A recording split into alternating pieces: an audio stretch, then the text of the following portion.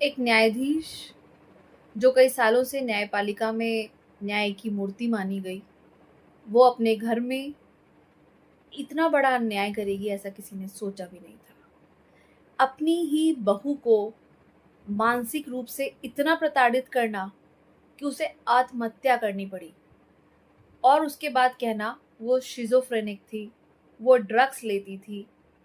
अगर वो ड्रग्स लेती थी, बस मेरा एक ही प्रश्न है, अगर वो ड्रग्स लेती थी, अगर वो शिज़ोफ्रेनिक थी, मेंटल हेल्थ ठीक नहीं थी, 2 पर्सनैलिटी थी, तो आपने उसको बच्चा पैदा करने के लिए क्यों फ़ोर्स किया? और अगर उसने अबॉर्ट कराया, तो आपको इतनी समस्या क्यों हुई? ये तो आपको ही सोचना चाहिए था।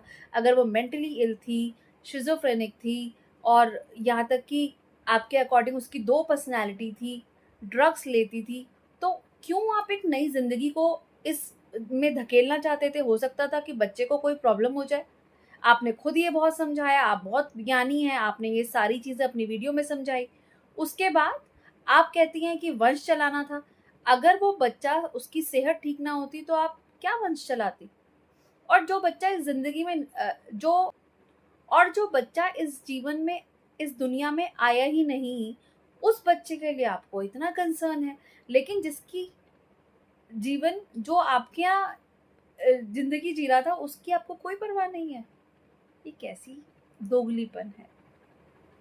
और मुझे ऐसा लगता है हमारे समाज में इस स्थिति को सुधारना बहुत ज़रूरी है, क्योंकि ये एक सिर्फ ट्विशा की सास नहीं, ऐसी बहुत सी महिलाएं हैं जो अपना पूरी जीवन का जो अनुभव है वो 5 महीने, कुछ ही महीनों में अपनी बहुओं पर थोपना चाहती हैं, जो कि पॉसिबल नहीं है।